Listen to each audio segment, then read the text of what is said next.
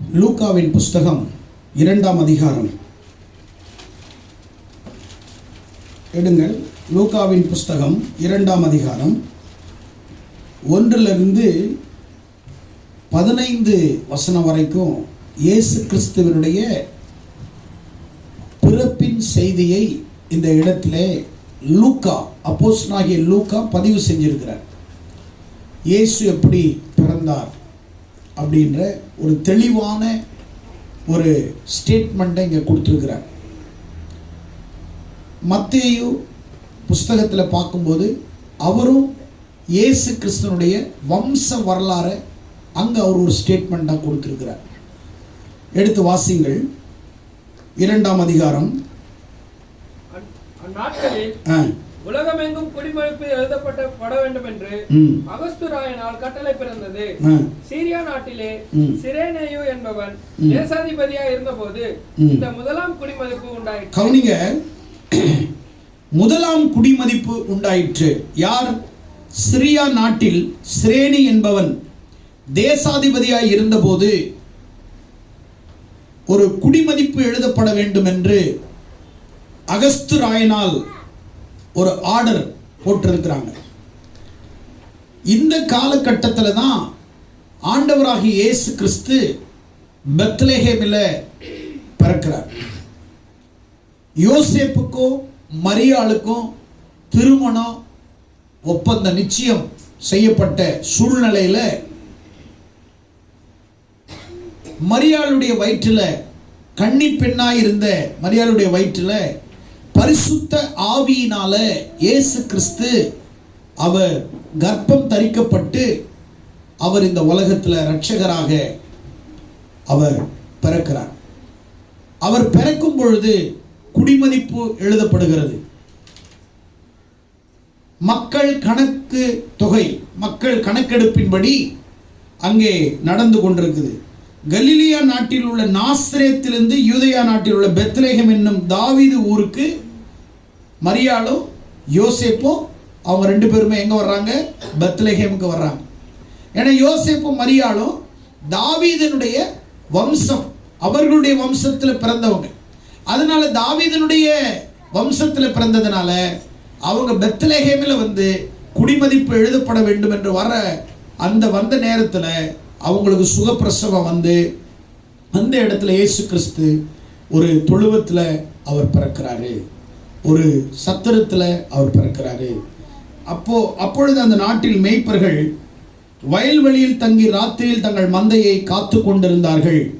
அவ்வேளையில் கர்த்தருடைய தூதன் அவரிடத்தில் நின்று கர்த்தருடைய மகிமை அவளை சுற்றிலும் பிரகாசித்தது. அவர்கள் மிகவும் பயந்தார்கள். தேவதூதன் அவர்களை நோக்கி, பயப்படாதிருங்கள், இதோ எல்லா ஜனத்துக்கும் மிகுந்த சந்தோஷத்தை உண்டாகும் நற்செய்தி உங்களுக்கு அறிவிக்கிறேன். முதல் நற்செய்தி உலகத்துக்கு ஃபர்ஸ்ட் செய்தியை கொண்டு வந்தது யார் அப்படின்னா தேவதூதன். உலகத்தில் ஒரு செய்தியை இன்னைக்கு நாம் வாழ்கிற இந்த உலகத்தில், இந்த யூனிவர்ஸில், இந்த எர்த்தில் நமக்கு ஒரு செய்தி போகிறது என்று சொன்னால், இன்றைக்கு செய்தி வெகு வேகமாக போகக்கூடிய டெக்னாலஜி வளர்ச்சி இருக்கிறது. குறுந்தகடு மூலமாய் குறுஞ்செய்திகள், வாட்ஸ்அப், ட்விட்டர், இமெயில், பல வழிகளில் ஒரு செய்தி அமெரிக்காவில் எட்டப்படணும்னா இப்போ ஹாய் ஹவ் ஆர் யூன்னு போட்டால் இப்படி சென்ட் கொடுத்த உடனே அமெரிக்காவில் அவ்வளோ வேகமாக நீ கொடுக்குற அந்த செய்தி அந்த இடத்துல போய் அடுத்த வினாடியிலேயே அங்கே போய் சேருது. ஆனால் இயேசு பிறக்கும் பொழுது அந்த குட் நியூஸை பூமிக்கு கொண்டு வந்தது யார் அப்படின்னு சொன்னால், பரலோகத்தில் இருக்கிற தேவதூதன் பூமியில் ஆடுகளை மேய்த்து கொண்டிருந்த மேய்ப்பர்களுக்கு, இதோ உங்களுக்கு மிகுந்த சந்தோஷத்தை உண்டாக்கும் நற்செய்தியை உங்களுக்கு அறிவிக்கிறேன். இன்று கர்த்தராகிய கிறிஸ்து என்னும் இரட்சகர் உங்களுக்காக தாவீதின் ஊரில் பிறந்திருக்கிறார். அப்ப இயேசு இந்த உலகத்தில் பிறந்ததே ஒரு பெரிய குட் நியூஸ் தான். இந்த உலகத்தில் எத்தனையோ மகான்கள், முனிவர்கள், புலவர்கள், பெரிய பெரிய அறிஞர்கள், அறிவாளிகள் இல்லை, இந்த உலகத்தில் பெரிய பெரிய லெஜண்ட், எவ்வளோ பெரிய ஆட்கள்லாம் பிறக்கிறாங்க. அவர்களால் சில தகவல்கள் கொடுக்கப்பட்டது. சில புலவர்களாலும் முனிவர்களாலும் அல்லது சில அறிஞர்களாலும் சில நல்ல காரியங்கள் சொல்லப்பட்டது, அறிவிக்கப்பட்டது. ஆனால் இயேசு கிறிஸ்துவின் பிறப்பு, அந்த நற்செய்தி முற்றிலும் ஒரு வித்தியாசமான, ஒரு விசித்திரமான, ஒரு நன்மையான ஒரு நற்செய்தி. என்னவென்று சொன்னால், உங்களுக்காக தாவீதின் ஊரிலே இயேசு கிறிஸ்து ரட்சகர் உங்களுக்காய் பிறந்திருக்கிறார் அப்படின்ற ஒரு செய்தியை சொல்றாங்க. அப்ப இவங்களுக்கு தெரியல, ரட்சகர் யாருன்னு தெரியல, இயேசு கிறிஸ்து யாருன்னு தெரியல. ஆனால் இவங்களுக்கு செய்தி தேவதூதன் அறிவிக்கிறான். உடனே இவங்க என்ன செய்யறாங்க, நீங்க நேரா போய் அவங்கள போய் பாருங்க அப்படின்னு சொன்ன உடனே அவங்க நேரா என்ன செய்யறாங்க, புறப்பட்டு போய் பிள்ளையை துணியில் சுற்றி முன்னணியில் கிடைத்திருக்க காண்பீர்கள், இது உங்களுக்கு அடையாளம். ஃபர்ஸ்ட் இயேசு கிறிஸ்துவின் பெயர் அறிவிக்கப்படுகிறது, அவர் இரட்சகர் என்று அறிவிக்கப்படுகிறார். மூன்றாவதாக அடையாளம் காட்டப்படுகிறார். நீங்க போங்க, முன்னணியில துணியில சுற்றி இருக்கக்கூடிய ஒரு பிள்ளையை பார்ப்பீங்கன்னு சொன்ன உடனே மேய்ப்பர்கள் உடனே அங்க போறாங்க. அப்ப மேய்ப்பர்கள் போறதுக்கு முன்னாடியே அங்க ஒரு சம்பவம் நடக்கிறது, மெய் சிலிர்க்கிறது. அச்சனமே பரமசேனையின் திரள் அந்த தூதனோடு தோன்றி, உன்னதத்தில் இருக்கிற தேவனுக்கு மகிமை, பூமியில் சமாதான, மனுஷன் மேல் பிரியம் உண்டாவதாக என்று சொல்லி தேவனை துதித்தார்கள். கவனிங்க, இரட்சகரை இந்த உலகத்துல பிறந்த உடனே, இரட்சகர் இந்த உலகத்தில் பிறந்த உடனே அவரை சுற்றிலும் மாபெரும் ஒரு ஆர்கெஸ்ட்ரா நடந்துட்டு கொண்டிருக்குது, பெரிய ஆர்கெஸ்ட்ரா.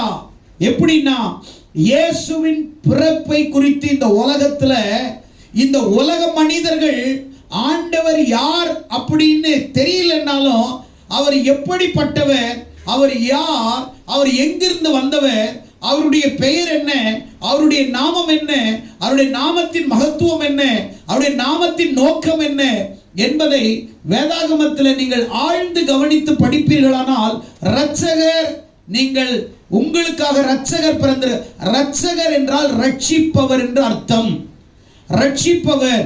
அப்படியானால் யார் நம்மை ரட்சிப்பார் அப்படின்னா, கர்த்தராகிய கிறிஸ்து நம்மை ரட்சிக்கிறவராய் இருக்கிறார். அப்படின்னா நம்மை மீட்கிறவராய் இருக்கிறார்.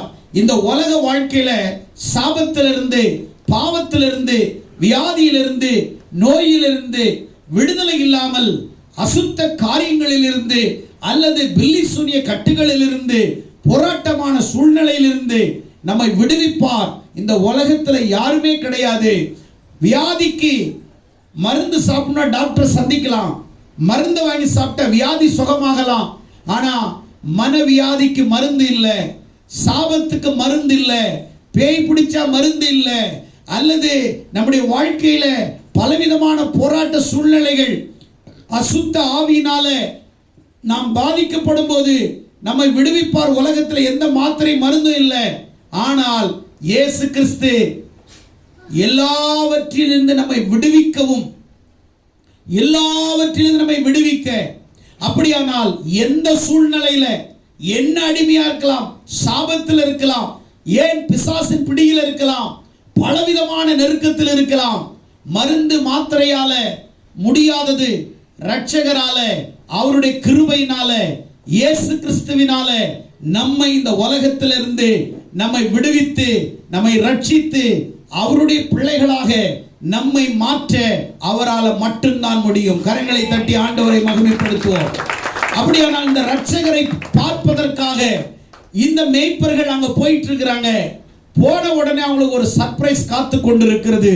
என்னவென்று சொன்னால், இவங்களுக்கு சொன்ன உடனே மேய்ப்பர்கள் ஆடுகளை விட்டுட்டு அங்க போறாங்க.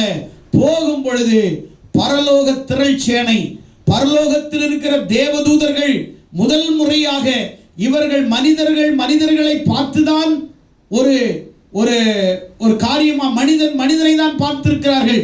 இவ்வளவு காலம் அப்படிதான் இருக்குது. வாழ்க்கையில முதல் முறை ரெண்டு காரியங்களை அவர்கள் மேய்ப்பர்கள் பார்க்கிறார்கள். ஒன்று, இயேசு கிறிஸ்து என்கிற இரட்சகரை பார்க்கிறார்கள்.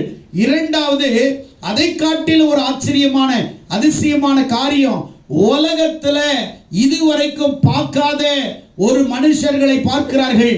அவர்கள் யார் என்று சொன்னால் தேவதூதர்களை பார்க்கிறார்கள். தேவதூதர்களின் ஆராதனை பார்க்கிறார்கள்.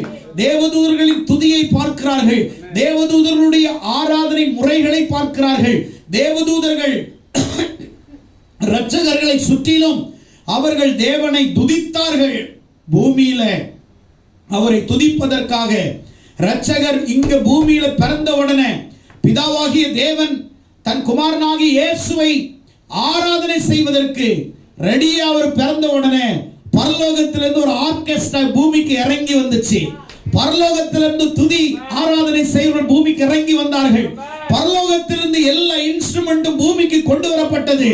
பரலோகத்தில் ஆராதித்துக் கொண்டிருக்கிற ஆராதனை இயேசு பிறக்கும் பொழுது பெத்லகேமிலே மாபெரும் ஆராதனை நடைபெற்றது. மாபெரும் துதியின் ஆராதனை நடைபெற்றது. மாபெரும் ஆராதனை நடைபெற்றது.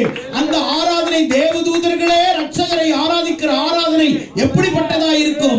விசித்திரமா இருக்கும், வித்தியாசமா இருக்கும்.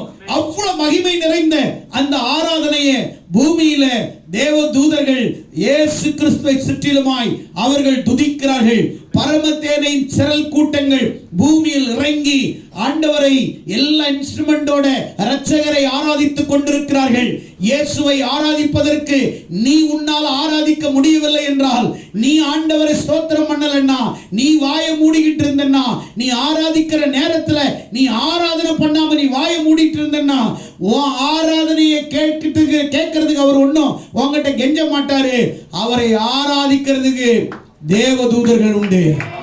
அவரை துதிக்கிறதுக்கு கோடிக்கணக்கான தேவதூதர்கள் உண்டு. உன்னை உருவாக்குவதற்கு முன்னே அவரை ஆராதிப்பதற்கு தேவதூதரை அவர் உருவாக்கி வைத்திருந்தார். பூமியில பெரிய ஆர்கெஸ்ட்ரா, மேய்ப்பர்கள் அவர்களோடு சேர்ந்து அவர்களும் பாடி கீடி ஆராதிச்சு இயேசுவை பார்க்கிறாங்க. இயேசு குழந்தையா தான் இருக்கிறாரு. அவர் இந்த குழந்தையாக மானிட உருவத்தில் வந்தாலும் அவர் இரட்சகர் என்பது தேவதூதருக்கு தெரியும். அவர் எங்கிருந்து வந்தவர்னு தெரியும். அப்படிப்பட்ட இரட்சகர் இந்த உலகத்துல பிறந்திருக்கிறார் என்றால் மிகப்பெரிய ஒரு ஆச்சரியம். என்னவென்று சொன்னால், கன்னியின் வயிற்றில அவர் பிறந்தார். அப்படியானால் ஒரு ஆணுக்கும் பெண்ணுக்கும் ஒரு குழந்தை பிறப்பது இயல்பான காரியம். ஆனால் இயற்கைக்கு அப்பாற்பட்ட ஒரு மாபெரும் அற்புதத்தால, அதிசய சக்தியால மரியாளிடத்தில் தேவதூதன் போய், மரியாளை கிருபை பெற்றவளை வாழ்க, ஸ்திரீகளுக்குள் நீ ஆசீர்வதிக்கப்பட்டவள், உன் கர்ப்பத்தின் கனி ஆசீர்வதிக்கப்பட்டது, நீ கர்ப்பவதியாகி ஒரு குமாரனை பெறுவாய், பரிசுத்த ஆவி உன்மேல் நிழலிடும், அப்பொழுது நீ ஒரு குமாரனை பெறுவாய், அவர் இயேசு என்று பெயரிடு. இயேசு என்றால் தமது ஜனங்களின் பாவங்களை நீக்கி அவர்களை சுத்திகரிக்கிறவர். அப்படின்னா பாவத்திலிருந்து, வியாதியிலிருந்து, பலவிதமான போராட்ட வாழ்க்கையிலிருந்து, அதிலிருந்து நம்மை நீக்கி, அதிலிருந்து நீக்கி நம்மை சுத்திகரித்து நம்மை அவருடைய மகளாக நம்மை ஏற்படுத்தி வைத்திருக்கிறார் என்று சொன்னால், இரட்சகர் என்பது மீட்கிறவர், இயேசு என்கிறவர் பாவங்களை நீக்கி நம்மை கழுவி நம்மை சுத்திகரிக்கிறவர். எத்தனை பேர் விசுவாசிக்கிறீங்க? என்னுடைய பாவங்களை கழுவி என்னை சுத்திகரித்து அவருடைய மகனாக, அவருடைய மகளாக என்னை வைத்திருக்கிறார் என்று சொன்னால், இது ஒரு பெரிய பாக்கியம் அல்லவா? இது ஒரு பெரிய ஸ்லாக்கியம் அல்லவா? என்னுடைய பாவத்திலிருந்து என்னை மீட்டெடுக்க இந்த உலகத்தில் இயேசு உண்டு. என்னை நீக்கி என்னை விடுதலையாக்க இயேசு உண்டு. என்னை ரட்சிப்பதற்காக வந்த என் இரட்சகர் எனக்கு உண்டு என்று சொல்லி நீங்கள் தேவனை ஆராதிக்க வேண்டாங்க. மேய்ப்பர்கள் அதை தான் பார்க்கிறாங்க. ஒரு பெரிய ஆர்கெஸ்ட்ராவே நடக்குது, பெரிய ஆராதனை நடக்குது. இயேசு இந்த உலகத்தில் பிறக்கும் பொழுது அன்றைக்கு டெக்னாலஜி இல்லை, அன்னைக்கு ஒன்றும் பெரிய தொழில்நுட்பங்கள் இல்லை. தொழில்நுட்பங்கள் இல்லாத நேரத்திலே வானத்திலிருந்து தேவதூதர்கள் பூமிக்கு இறங்கினார்கள். வயல்வெளியில் பெரிய ஆராதனை நடக்கிறது. தேவ மகிமை சுற்றிலும் பிரகாசிக்கிறது. அவர்கள் என்ன என்று பாடினார்கள் என்றால், 3 லைன்ல பாடினாங்க. உன்னதத்தில் இருக்கிற தேவனுக்கு மகிமை, பூமியிலே சமாதானம், மனுஷர் மேல் பிரியம் உண்டாவதா. 3 பாடினாங்க. ஒண்ணு, தேவனுக்கு மகிமை செலுத்தினாங்க. ஏன் தேவனுக்கு மகிமை செலுத்தினாங்கன்னா, இந்த தேவன் தன் குமாரனாகிய இயேசுவை பூமியில அனுப்பலன்னா இந்த பூமியில உங்களை என்னை மீட்பார், ரட்சிப்பார், ரட்சகர் ஒருவரும் இல்லை. ஆகையால் பூமியில் இருக்கிற மனிதனை மீட்பதற்காக, ரட்சிப்பதற்காக தன் குமாரனாகிய இயேசு கிறிஸ்துவை பூமியிலே அவர் மானிட உருவத்தில் அவர் இந்த உலகத்தில் பிரவேசிப்பதற்காக பிதாவாகிய தேவன் தன்னுடைய குமாரனாகிய இயேசுவை நம்மை மீட்பதற்காக குழந்தை வடிவத்தில், மானிட உருவத்தில், மனித அவதாரத்தில் இந்த உலகத்துக்கு அனுப்பி வச்சபடினால உங்களுக்கு தான் ஆண்டவரே மகிமை, உங்களுக்கு தான் மகிமை. இந்த குமாரனை நீர் உலகத்தில் அனுப்புனீங்களே, உங்களுக்கு தான் மகிமை என்று சொல்லி தேவனுக்கு தேங்க்ஸ் சொல்றாங்க, தேவனை மகிமைப்படுத்துறாங்க. அடுத்தது என்ன சொல்றாங்க அப்படின்னு சொன்னா, பூமியில் சமாதானம். இயேசு பிறந்ததுனால பூமியில சமாதானம் உருவாக போகிறது, மனுஷன் மேல் பிரியம் உருவாக போகிறது. இயேசு இல்லை என்றால் இன்றைக்கு பூமியில் சமாதானம் இல்லை. இயேசு இல்லை என்றால் இன்றைக்கு மனிதனுடைய வாழ்க்கையில நிம்மதி இல்லை. இயேசு இல்லை என்றால் இன்றைக்கு பிறக்கவில்லை என்றால் என்னுடைய வாழ்க்கையில சமாதானம் இல்லை, என்னுடைய வாழ்க்கையில சந்தோஷம் இல்லை, என்னுடைய வாழ்க்கையில விடுதலை இல்லை. இயேசு வந்ததினால் எல்லா காரியங்களிலிருந்து என் சிந்தனை விடுதலையானது. இயேசு வந்ததினால் எல்லா பாவத்திலிருந்து என்னை விடுதலையாக்கினார். இயேசு வந்ததினால் என் வாழ்க்கையில ஒரு புதிய மாற்றத்தை ஏற்படுத்தினார். இயேசு வந்ததினாலே என் வாழ்க்கையில் சமாதானமற்ற நிலையில் இருந்து என்னை சமாதானத்துக்குள்ளாக மகிழ்ச்சியாய் என்னை வைத்தார். என் வாழ்க்கையில மாபெரும் சமாதானத்தினாலே என்னை நிரப்பினார் என்று சொன்னால், என் இரட்சகராகிய இயேசு இந்த உலகத்தில் வந்து என்னை மீட்பதற்காக இந்த பூமியிலே அவர் வந்து என்னை எல்லா பாவத்திலிருந்து நீக்கி என்னை சுத்திகரிப்பதற்காக இரட்சகர் இந்த உலகத்தில் பிறக்கவில்லை என்றால் எனக்கு வாழ்க்கை இல்லை, எனக்கு ஜீவியம் இல்லை, எனக்கு சமாதானம் இல்லை, எனக்கு சந்தோஷம் இல்லை. இன்றைக்கு நானும் பிசாசினுடைய பிடியிலே சாபமான நேரத்திலே இந்த பூமியிலே இருளிலே நான் வாழ்ந்து கொண்டிருப்பேன். என்னுடைய சிந்தனை வேற மாதிரி இருந்திருக்கும், என்னுடைய எண்ணங்கள் வேற மாதிரி இருந்திருக்கும். ஆனால் இயேசு என் வாழ்க்கையில் வந்தபடினாலே, இயேசு என் வாழ்க்கையில் வந்தபடினாலே என் வாழ்க்கையே மாறினது, என் வாழ்க்கையே மாறினது. மனிதனாய் நான் மாற்றப்பட்டேன், நான் மனிதனாய் மாற்றப்பட்டேன். இதற்கெல்லாம் காரணம் என் இரட்சகராகிய இயேசு கிறிஸ்து. பூமியில் சமாதானத்தை உண்டாக்க இயேசு இந்த உலகத்தில் அவர் அவதரித்தார், இந்த உலகத்தில் அவர் பிறந்தார். பிரியமானவர்களே, இன்னைக்கு இயேசு இந்த உலகத்தில் பிறந்ததனுடைய நோக்கம் என்ன தெரியுமா? உன்னை ரட்சிக்க, உன்னை மீட்க, உன்னை விடுவிக்க, உன்னை சுத்திகரிக்க, உன்னை கழுவி தமது மகனாக மகளாக அவருக்கு முன்பாக மாசற்றவளாய் உங்களை நிறுத்த அவர் இந்த பூமியில் வந்தார். இரட்சகர் என்றால் நம்மை ரட்சிப்பவர், இயேசு என்றால் பாவங்களை மீட்கிறவர், இமானுவேல் என்றால் நம்மோடவே இருக்கிறவர். அப்படியே நான் உலகத்தின் முடிவு சகல நாட்களிலும் நான் உன்னோட இருப்பேன், உன்னை விட்டு விலகுவதில்லை, உன்னை கைவிடுவதில்லை. தேவதூதர்கள் அந்த ஆராதனையை பார்த்து மேய்ப்பர்கள் மெய் சிலிர்த்து போய் அந்த மேய்ப்பர்கள் பார்த்த உடனே அவங்களும் அவங்களோட தேவனை துதிச்சாங்க. அது மாத்திரமல்ல, அந்த மேய்ப்பர்கள் தான் முதல் இயேசுவின் பிறப்பின் நற்செய்தியை போகிற இடமெல்லாம் பறைசாற்றினார்கள். இயேசு இங்கு பிறந்திருக்கிறார் என்று, பெத்லகேமிலே பிறந்திருக்கிறார் என்று. பழைய ஏற்பாட்டில் இயேசு பிறப்பதற்கு 4000 ஆண்டுகளுக்கு முன்னாடியே, இயேசு பிறப்பதற்கு 4000 ஆண்டுகளுக்கு முன்னாடியே இயேசுவின் பிறப்பை குறித்து பழைய ஏற்பாட்டில் நம்ம பார்க்கலாம். ஆதியாகமத்தின் புஸ்தகம் 49ஆம் அதிகாரம் 10ஆம் வசனம் இவ்வாறாய் கூறுகிறது. அவர் பிறப்பதற்கு 4000 ஆண்டுகளுக்கு முன்னாடி 4000 years. நீங்க வாசிச்சு பார்த்தீங்கன்னா ஆதியாகமம் 49:10 சொல்லப்பட்டிருக்கிறது. எடுத்து வாசிங்கள். சமாதான கர்த்தர் வருமளவும் செங்கோல் யூதாவை விட்டு நீங்குவதில்லை, நியாயப்பிரமாணி பாதங்களை விட்டு ஒளிவதில்லை. ஜனங்கள் அவரிடத்தில் யூதாவின் கோத்திரத்தில் இயேசு பிறப்பார் என்று 4000 ஆண்டுகளுக்கு முன்னாடியே தீர்க்க தரிசனம் உரைக்கப்பட்டது. என் இயேசு பிறப்பதற்கு முன்பாக 4000 years பிஃபோர் அவர் என்ன பண்ணார்னா prophecy சொன்னார். சொன்னபடியே இயேசு 4000 ஆண்டுகளுக்கு பின்னாடி அவர் பெத்லகேமிலே யூதாவின் கோத்திரத்திலே யூதாவின் சந்ததியிலே அவர் என்ன தாவீதின் சந்ததியிலே யூத சந்ததியிலே இயேசு சொன்னபடியே இந்த உலகத்திலே அவர் பிறந்தார். ஆகையால் இந்த உலகத்திலே யாருமே நாளைக்கு நடக்கிறது யாருமே சொல்ல முடியாது. அடுத்த வருடத்தில் யாராலும் கணிக்க முடியாது. ஏன் அடுத்த நொடியில் என்ன நடக்கிறது என்று கணிக்க முடியாது. ஆனால் என் இயேசு கிறிஸ்து வேதாகமத்திலே சொல்லி இருக்கிறார்.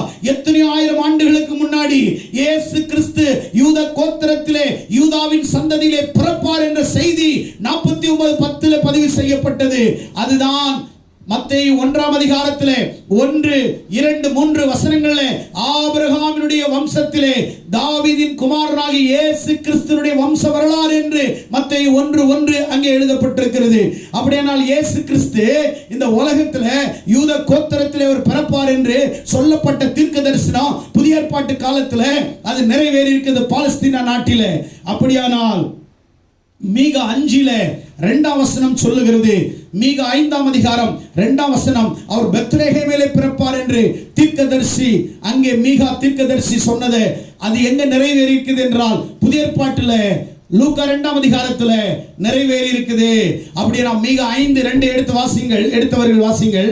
மீகா 5:2 எடுத்து வாசிங்கள். அவர் பெத்லகேமிலே பிறப்பார் என்று எழுதப்பட்டிருக்கிறது. மீகா 5ஆம் அதிகாரம் 2ஆம் வசனம் எடுத்தவர்கள் வாசிங்கள். எப்பிராத்தா எனப்பட்ட பெத்லகேமே யூதாவில் உள்ள ஆயிரங்களுக்குள்ள சிறிதாயிருந்தும் இஸ்ரவேலை ஆளப்போகிற உன்னிடத்திலிருந்து புறப்பட்டு வருவார். என்னிடத்தில் வருவார். கரங்களை தட்டி ஆண்டவரை மகிமைப்படுத்துங்கள். மீகாவின் புஸ்தகத்திலே இயேசு என்ன செய்கிறார்? பெத்லகேமில் பிறப்பார் என்று பதிவு செய்யப்பட்டது. ஆதியாக 49:10 யூத கோத்திரத்தில் பிறப்பார் என்று பதிவு செய்யப்பட்டது. அதே மீகா 5:2 சொல்லுகிறார் பெத்லகேமில் அவர் எந்த கோத்திரத்தில் பிறப்பார் என்று சொன்னது நிறைவேறினது. எந்த ஊர்ல பிறப்பார் என்று சொன்னது நிறைவேறுகிறது புதிய ஏற்பாட்டில். பெத்லகேமிலே சிறியதாய் இருந்தாலும் இஸ்ரவேலை ஆளும் பிரபு உன்னிடத்திலிருந்து என்னிடத்திலே வருவார் என்று. பெத்லகேம் சிறிதாய் இருந்தாலும் இந்த பெத்லகேம் உலகம் முழுவதும் பேசப்படுகிற பொருளாய் இருக்கிறது என்றால் என் இரட்சகர் பிறந்த ஒரு மாபெரும் வரலாற்று இடமா ஹிஸ்டாரிக்கல் பிளேஸா இருக்கிறது. அந்த இடம் ஒரு ஹிஸ்டாரிக்கல் பிளேஸா இருக்கிறது. அந்த இடத்திலே இன்றைய இயேசு பிறந்ததினாலே உலகம் முழுவதும் பெத்லகேம் ஒரு சிறந்த புகழ்மிக்க ஒரு பிரபலமான இடமா இருக்கிறது என்று சொன்னால் என் இயேசு பிறந்ததினாலே பெத்லகேம் கொண்டாடப்படுகிறது. பெத்லகேம் உலகம் எங்கிலும் அறிவிக்கப்படுகிறது. இன்னைக்கு பெத்லகேம் முழுவதும் முழு நாட்டுக்கும் வெளிப்படுத்தப்பட்டிருக்கிறது, ஞாபகமாய் இருக்கிறது. அப்படியானால் சங்கீத ஏசாயா 7ஆம் அதிகாரம் 14வது வசனத்திலே நீங்கள் வாசிப்பீர்களானால் அவர் கன்னியின் வயிற்றிலே பிறப்பார் என்று ஏசாயாவின் புஸ்தகத்திலே ஏசாயா தீர்க்கதரிசி சொன்ன முன்குறிக்கப்பட்ட தீர்க்க தரிசனத்தின்படி ஏசாயா 7:14 என்ன சொல்றாரு? ஆதலால் ஆண்டவர் தாமே உங்களுக்கு ஒரு அடையாளத்தை கொடுப்பார். இதோ ஒரு கன்னிகை கர்ப்பவதியாகி ஒரு குமாரனை பெறுவாள். அவருக்கு இம்மானுவேல் என்று பெயரிடுவாயாக என்று எழுதப்பட்டிருக்கிறது. அப்படியானால் புதிய ஏற்பாட்டு காலத்தில் இம்மானுவேல் என்றால் தேவன் நம்மோடு இருக்கிறவர். நம்மோடு இருக்கிறவர் உலகத்தின் சகல முடிவு வரைக்கும் யாரு இருக்கிறாங்களோ இல்லையோ அது தேவையில்லை. நம்மோடு இருக்கிறவர் ஒருவர் உண்டு. நம்மோடு வாழ்கிறவர் ஒருவர் உண்டு. நம்மை வழி நடத்தக்கூடிய ஒருவர் உண்டு. நமக்கு ஒரு மேய்ப்பன் உண்டு. நமக்கு ஒரு இரட்சகர் உண்டு. நம்மோடவே அவர் இரவும் பகலுமாய் உலாவக்கூடிய ஒருவர் உண்டு. பரிசுத்த ஆவியாகிய தேவன் நம்மோடு கூட உண்டு. அவர் சொல்லுகிறார், என்ன சொல்லுகிறார்? ஒரு கன்னிகை கர்ப்பவதியால் குமாரனை பெறுவாள். அவர் இம்மானுவேல் என்று பெயரிடுவாயாக. அப்படியானால் இயேசு பிறப்பதற்கு முன்னாடி கிட்டத்தட்ட 700 வருடங்கள், கிட்டத்தட்ட 700 years before ஐசாயா prophecy சொல்றான் அவர் பிறப்பார் என்று. 700 ஆண்டுகளுக்கு பிறகு அவர் பிறந்தார். கன்னியின் வயிற்றிலே பிறந்தார். யாராவது உலகத்துல கணிக்க முடியுமா? நாளைக்கு நடக்கிறது ஜோசியத்தால சொல்ல முடியுமா?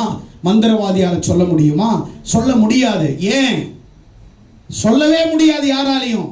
அப்படியானால் மிக்ஜாம் புயலை தடுத்து நிறுத்திருக்கலாம். அப்படி இந்த உலகத்தில் யாராவது சொல்லியிருந்தா கொரோனாவை தடுத்து நிறுத்தியிருக்கலாம். நாளைக்கு நடக்கிற அந்த பூமி எதிர்ச்சியை தடுத்து நிறுத்தியிருக்கலாம். யாராலையும் கணிக்க முடியாது. ஆனால் இயேசுவின் பிறப்பு, இயேசுவின் எந்த கோத்திரத்தில் பிறப்பார், எங்க பிறப்பார், யாருக்குள்ள பிறப்பார், கன்னி வயிற்றில். எரேமியா 31 அதிகாரம் 15வது வசனத்தில் சொல்லப்பட்டிருக்குது, இயேசு பிறக்கும் பொழுது 2 வயதுக்குட்பட்ட ஆண் பிள்ளைகள் கொலை செய்யப்பட்டார்கள். அப்போ கொலை செய்யப்படுவார்கள் என்று எத்தனையோ ஆண்டுகளுக்கு முன்னாடி எழுதப்பட்டிருக்கிறது. 31:15 எடுத்து வாசிச்சு பாருங்க என்ன எழுதப்பட்டிருக்கிறது. எரேமியா 31:15 ராமாவிலே புலம்பலும் கசப்பான அழுகவும் கூக்குரல் கேட்கப்படும். ராமாவிலே 2 வயதுக்குட்பட்ட குழந்தைகள் இயேசு பிறக்கும் பொழுது ஏரோது ராஜாவால் கொலை செய்யப்பட்டார்கள். அப்படி கொலை செய்யப்படுவார்கள் ஏற்கனவே முன்குறிக்கப்பட்ட தீர்க்க தரிசனம் நிறைவேறியது. எத்தனையோ ஆயிரம் ஆண்டுகளுக்கு முன்னாடி இயேசு கிறிஸ்துவை சொல்லப்பட்ட தீர்க்க. அப்படின்னா இயேசு கிறிஸ்து பழைய ஏற்பாட்டு தீர்க்க தரிசிகள் மூலமாய் இந்த உலகத்தில் நான் வருவேன், நான் பிறப்பேன், இந்த இடத்துல வருவேன், இப்படி நான் வரும்போது இப்படி சம்பவம் என்று சொல்லி ஆண்டவர் ஏற்கனவே பிதாவாகிய தேவன் தீர்க்க தரிசிகளின் மூலமாய் ஆண்டவர் தன்னை வெளிப்படுத்தி இருக்கிறார். பிரியமானவர்களே, இந்த பிறந்த நாளிலும் கூட நாம் இந்த அர்த்தமற்ற ஒரு கிறிஸ்மஸை கொண்டாடுவது, ஏதோ புது ட்ரெஸ் போட்டோம், ஏதோ கேக் திங்குறோம், இதெல்லாம் யாருக்கோ பிறந்த நாள், நமக்கு பிறந்த நாள் மாதிரி நமக்கு புது ட்ரெஸ்ஸை போட்டுக்கிறோம். இது நமக்கு ஒரு வெக்கமா இல்லையா? யாருக்கோ பிறந்த நாள், என் பிறந்த நாள் நான் புது ட்ரெஸ் போட்டா சந்தோஷம், என் பிறந்த நாளுக்கு நீ புது ட்ரெஸ் போட்டா என்னது? அது நல்லதில்லை. உங்க பிறந்த நாளுக்கு போய் நான் புது ட்ரெஸ் போட்டா நல்லதில்லை. இயேசுவுக்கு பிறந்த நாள், இயேசுவுக்கு செய்ய வேண்டிய கடமை ஏராளமா இருக்குது. ஒன்னும் நீ அவருக்கு புது ட்ரெஸ் போட வேண்டாம், அவருக்கு ஒன்றும் கேக்கு ஊட்ட வேண்டாம், பிரியாணி கொடுக்க வேண்டாம். இது எல்லாத்தையும் பூமியில் அவர் தான் நமக்கு கொடுத்தாரு. அதனால் அவருக்கு நீ எதுவும் கொடுக்க வேண்டாம்.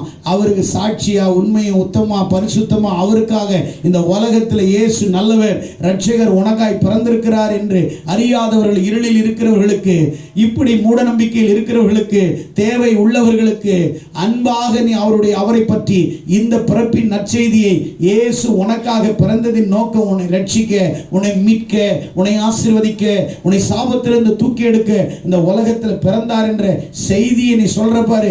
இன்னைக்கு நீ குட் நியூஸ் செய்தியை நீ சொல்லும் பொழுது அநேகருக்கு அது ஆசீர்வாதமாய் விளங்கும். அநேகர் அதனால ரட்சிக்கப்படுவார்கள், அநேகர் அதனால மீட்கப்படுவார்கள், அநேகர் அதனால தேவனிடத்தில் வழி நடத்தப்படுவார்கள். நீ புது ட்ரெஸ் போடுறது, நீ பிரியாணி திங்கிறதல்ல, இந்த உலகத்திலேயே இன்னொருத்த பேரை சொல்லி திங்கிற ஒரே கூட்டம் கிறிஸ்தவன் தான் ஐயா. இன்னொருத்தன் பேரை சொல்லிக்கிட்டே வாழ்ற ஒரே கூட்டம் கிறிஸ்தவ கூட்டம் தான். அவருக்கு பிறந்த நாள் உனக்கு எதுக்கியா புது ட்ரெஸ்ஸு, அவருக்கு பிறந்த நாள் உனக்கு எதுக்கியா பிரியாணி, அவருக்கு பிறந்த நாள் உனக்கு எதுக்கியா கேக்கு. இதெல்லாம் நம்ம செய்யலைன்னா இந்த பாஸ்டர் அந்தி கிறிஸ்து, இந்த பாஸ்டர் நமக்கு பிரியாணி போடல, இந்த பாஸ்டர் நமக்கு கேக்கு கொடுக்கல, இந்த பாஸ்டர் நமக்கு புது ட்ரெஸ்ஸு கொடுக்கல, அதனால இந்த சர்ச்சி எல்லாம் சரியில்லை, இது என்னவோ ஒரு சர்ச்சி, இதுதான் சத்தியம், இதுதான் வார்த்தை, இதுதான் வசனம், இதுதான் வேதம், இதுதான் வெளிப்பாடு, இதுதான் தேவனுடைய மகத்துவம், இதுதான் தேவனுடைய ஈவு, இதுதான் தேவனுடைய வார்த்தை, இதோட உனக்கு யாரு நல்ல வார்த்தை கொடுக்க முடியும்? இதுதான் நமக்கு கிறிஸ்மஸ் கேக்கு, இதுதான் கிறிஸ்மஸ் பிரியாணி, இதுதான் கிறிஸ்மஸ் நமக்கு ஆண்டவர் கொடுத்த பரிசு, இதுதான் ரெவலேஷன். இதை வச்சுட்டு கொண்டாடியான்னா நீ புது ட்ரெஸ் போட்டுக்கிட்டு கேக்கு கொடுக்கல, பிரியாணி போடல, அதுக்கப்புறம் நீ ஓன் ட்ரெஸ் காட்டுறதுக்குன்னே சர்ச்சில் உட்காந்துக்கிட்டு நல்லா இருக்குதாடி நல்லா இருக்குதாடின்னா எப்பயாவது ஒரு நாள் நான் இயேசுக்காக நல்லா இருக்கிறேன்னு நீ காமிச்சிருக்கிறியா? ஆண்டவர் உனக்கு செஞ்ச ரட்சிப்பினால என்னைக்காவது உன்னுடைய வார்த்தையால உன் கேரக்டர், நடை, சொல், பேச்சு, செயல்பாடுகள், கிரியைகள், கிரியாவரங்கள் மூலமாய் நீ எப்படிப்பட்டவள் எப்படிப்பட்டவன் என்பதை பிறர் அறியும்படியாக, பிறரை உணர்த்தும்படியாக, பிறருக்கு காட்டும்படியாக உன்னுடைய வாழ்க்கையை நீ பிரதிபலிக்கிறாயா? இல்லை, இல்லவே இல்லை, இல்லவே இல்லை. அப்ப என்ன உனக்கு கிறிஸ்மஸ்?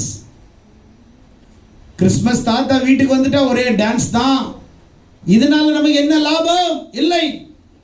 கேக்கு பிரியாணியால நம்ம என்ன சாப்பிடாதவங்களா, துணியே இல்லாதவங்களா? வருஷத்துக்கு ஒரு முறை துணி வாங்குறதுனால ஐயோ நான் துணியே இல்லாம நிர்வாணமா இருக்கு அப்படியா? ஐயோ எனக்கு பிரியாணியே சாப்பிட்டு 40 வருஷம் ஆச்சு, இன்னைக்கு தான் சாப்பிடுறோம், அதுக்காகவா? இல்லை.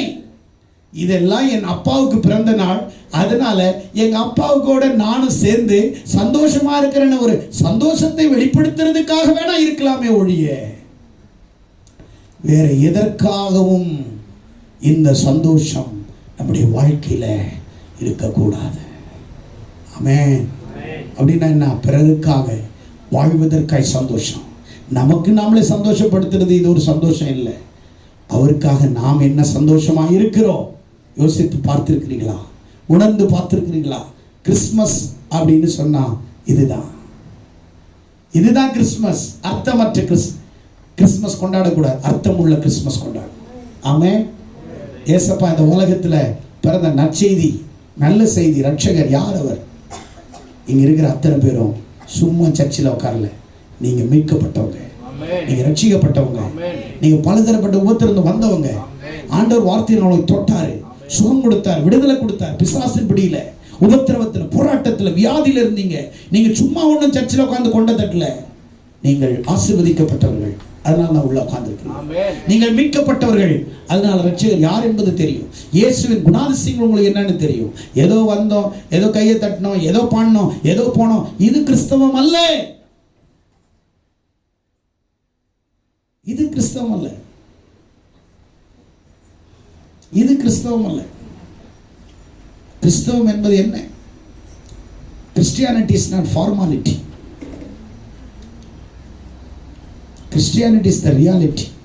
கிறிஸ்தவம் உண்மையானது, not formality. ஏதோ வந்தோம் போனோம், புது ட்ரெஸ் போட்டோம், கேக் சாப்பிட்டோம், ஹாப்பி கிறிஸ்மஸ் ஹாப்பி கிறிஸ்மஸ். எவனாவது ஹாப்பி கிறிஸ்மஸா ஹாப்பியா இருந்திருக்கிறாங்க? நான் கேட்குறேன், உங்களை ஹாப்பி யாராவது இருந்திருக்கிறீங்களா? சும்மா ஹாப்பி கிறிஸ்மஸ் ஹாப்பி கிறிஸ்மஸ் கொடுக்கும்போதே ஹாப்பி இல்லாமல் தான் கை கொடுப்பாங்க. அதுலேயே தெரிஞ்சுக்குது என்ன Christmas. Happy Christmas happy Christmas happy Christmas கை கொடுக்கறதுக்கே பிடிக்காது. என்ன ஹாப்பி கிறிஸ்மஸ்? கிறிஸ்மஸ் அன்னைக்கு தான் எனக்கு ஹாப்பி இல்லை, என்னைக்குமே எனக்கு ஹாப்பி. ஆமென். கையை தட்டுங்களா ஐயா. கிறிஸ்மஸ் அன்னைக்கு எனக்கு ஹாப்பி இல்லை, எனக்கு எல்லா நாளும் ஹாப்பி. சந்தோஷத்திலே ஹாப்பி, துக்கத்திலே ஹாப்பி, எதுலையுமே ஹாப்பி. ஏன்? என் இயேசு என் கூட இருக்கிற வரைக்கும் எனக்கு ஹாப்பி தான். ஆமென். அல்லேலூயா அல்லேலூயா அல்லேலூயா. சிலவங்க நினைப்பாங்க, பாஸ்டர் இப்படி இருக்கிறீங்களே, அப்படி இருக்கிறீங்களே, எப்படி சந்தோஷமா இருக்கிறீங்க? என் கூட இயேசு இருந்தா நான் சந்தோஷம். ஆமென். இதுல சிம்பிள். இயேசு இல்லாட்டினா தானே நான் அழுவணும். இயேசு என் கூட இருக்கும்போது நான் ஏன் துக்கமா இருக்கணும்? நீங்கள் துக்கமுகமாய் இருப்பது என்னன்னு கேட்டார் இயேசு. உயிர் தெழுந்த பிறகு எங்க போனாரு? எரிகோவுக்கு போய் எம்மாவூருக்கு போற சீசர் இடத்துல, கிளியோப்பா இடத்துல கேட்டார். என்ன கேட்டார்? நீங்கள் துக்கமுகமாய் போவது என்ன? அப்ப சீசர்கள் சொல்றாங்க அவரை பார்த்து, என்னங்க நீங்க இன்னைக்கு 3 நாள் முன்னாடி என்ன நடந்தது உங்களுக்கு தெரியாதா எருசலேம்ல? ஐயோ இயேசு இருந்தார்ல, இயேசு கொன்னுட்டாங்க, பாவிங்க கொன்னுட்டு கல்லறையில் வச்சுட்டாங்க, அது ஒன்றும் தெரியாதா? யார்கிட்ட சொல்றாங்க? யார்கிட்ட? இயேசு கிட்டே சொல்றாங்க. இயேசு உடனே என்ன தெரியுமா சொன்னாரு? என்ன சொன்னாரு? அப்படியே சொன்னாரு. மென்டலு அப்படிதான் சொன்னாராங்க. புத்தி இல்லாத மந்த இருதயம் உள்ளவர்களே அப்படின்னா முட்டாள்னு அர்த்தம். புத்தி இல்லாதவனேன்னு கேட்டாராங்க. அவங்களுக்கு ஒரு மாதிரி ஆயிடுச்சு. என்ன அப்படி கேட்கிறேன்? தீர்க்கதரிசிகள் எழுதியிருக்கிறவர்கள் நிறைவேறும்படி இப்படியெல்லாம் வேதத்தில் இருக்கிறது என்று நீங்கள் அதை படிக்கவில்லையா? இவர் உலக பிரகாரமா பேசுறார், இவர் ஆவிக்குரியமா பேசுறார். சீஷர்கள் என்ன செய்யணும்? ஆவிக்குரிய தான் பேசணும் பைபிள் படி. ஆனா இவங்க அதை விட்டுட்டு உலக பிரகாரமாவே செத்துட்டார் தெரியாது அவனுக்கு. அவர் கொண்டாங்க இவர் சொல்றாரு. அதெல்லாம் இருக்கட்டும், ஏசு இப்படிதான் சாகணும் மரிக்கணும்னு பைபிள் எழுது. உனக்கு தெரியலையான்னு கேட்கிறார். இவர் இப்படி கேட்கிறார், இவர் இப்படி கேட்கிறார். ஆவியில இருக்கிறவன் எப்பவுமே ஆவி மாதிரி தான் பேசுவான். ஒரு மாதிரி ஆவியில இருக்கிற ஒரு மாதிரி தான் பேசிட்டு கிடப்பான். அப்பா அப்படி இருந்தா அவர் கூட வீட்டுக்கு போறாரு. போயிட்டு அப்பத்தை பிட்டு கையில கொடுத்து அவங்க சாப்பிடுறாங்க. 2 பேர் கண்ணு அப்பதான் திறந்து, ஆஹா இயேசு உயிர் தெழுந்து நம்ம வீட்டுக்குள்ள வந்தாரு. ஐயோ மந்த இறுதியும் சொல்லும் போதே எங்களுக்கு தெரிஞ்சிச்சு. எங்களுக்கு ஏதோ ஒன்று எனக்கு வைப்ரேஷன் ஆச்சு. எங்க மேல ஒரு அக்கினி வந்துச்சுன்னு டக்குன்னு ஏசப்பா மறைஞ்சிட்டார். ஏன் தெரியுமா? அவரு கூட நின்று ஃபோட்டோ எடுத்துட்டு ஃபேமஸ் ஆகிருப்பாங்க. என் வீட்டுக்குள்ளே தான் இருந்தாருன்னு. அங்கே ஒரு கோயில் கட்டிடுவாங்க. சில நேரத்தில் ஏசப்பெல்லாம் மறைஞ்சிடுவார். ஆமென். தன்னை பிரபலப்படுத்திக்கவே மாட்டார். நாம் தான் பிரபலமாயிடுவோம். யாராச்சும் பக்கத்தில் ஒரு ஃபோட்டோ எடுத்துட்டா, ஒரு செல்ஃபி எடுத்துக்கிட்டு செல்வி நீ என்ன பண்ண போகிற? செல்ஃபி எடுத்துக்கிட்டு என்ன பண்ண போகிற? ஒன்றுத்தையும் பண்ண போகிறதில்ல. ஐயோ பார்க்கணுமே, அப்படியே இப்படி 2 கை காட்டுறது, அது என்னன்னு எனக்கும் இப்படி புரியல. செல்ஃபியில் இப்படி காட்டுறாங்க, அது எதுக்கு காட்டுறாங்க? நான் அது நெட்டில் தான் போட்டு கேட்கணும். இப்படின்றது அப்படி ஒரு கண் அடிக்கிறது. செல்ஃபி இன்னைக்கு கேவி கூட என்ன பண்ணுது? செல்ஃபி எடுக்குது.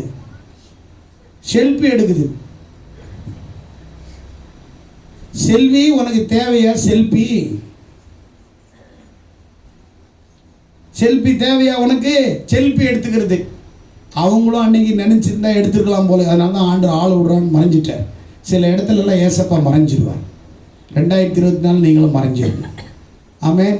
நிற்க வேண்டிய இடத்துல நிற்கக்கூடாத இடத்துல நிற்கக்கூடாது. இப்போ நான் சொல்கிறேன், ஆண்டவர் உங்கள் வாழ்க்கையில் ஒரு பெரிய ஆசீர்வாதத்துக்குள்ள உங்களை கொண்டு போகணும் அப்படின்னு சொன்னால் நீங்கள் என்ன செய்யணும்? புது வருஷத்தில் நீங்கள் இந்த சத்தியத்தை புரிஞ்சுக்கிட்டு, கிறிஸ்மஸ் எதுக்கு அப்படின்னா என்னை ரட்சித்த வந்தவரை நினைவு கூறுதலாக, அவரை கொண்டாடுவதற்காக, அவரை ஆராதிப்பதற்காக, துதிப்பதற்காக, அவர் செய்த அதிசயங்களை நன்றி உள்ளவர்களாய் நாங்கள் வாழ்ந்து அந்த நற்செய்தியை இன்னும் தெரியாதவர்களுக்கு சொல்வதற்கு இன்னைக்கு ஒரு முடிவு எடுப்பு. ஆண்டவரே, இந்த வர கிறிஸ்மஸ்க்குள்ள பல ஜனங்களை சொல்லி ஆண்டுக்குள்ளே கொண்டு வருவேன். இந்த கிறிஸ்மஸை நான் ஒரு பர்பஸான ஒரு கிறிஸ்மஸ், ஒரு நோக்கத்தால் நடத்தப்படும் ஒரு கிறிஸ்மஸான நினைப்பேன்னு சொல்லி நீங்கள் நம்பினீங்கன்னா என் கூட சேர்ந்து சத்தமாக ஒரு அல்லேலூயா சொல்லுவோம். சத்தமாக சொல்லுவோம். கேட்கல, இன்னும் சத்தமாக சொல்லுவோம். ஆண்டவர் உங்க கூட இருக்கிறார். இந்த செய்தியின் மூலம் உங்களை ஆசீர்வதிப்பார். அர்த்தமுள்ள ஒரு கிறிஸ்மஸை கொண்டாடி நீங்கள் சந்தோஷப்படுங்க. கர்த்தர் உங்களோட இருந்து உங்களை ஆசீர்வதிப்பார். God bless you.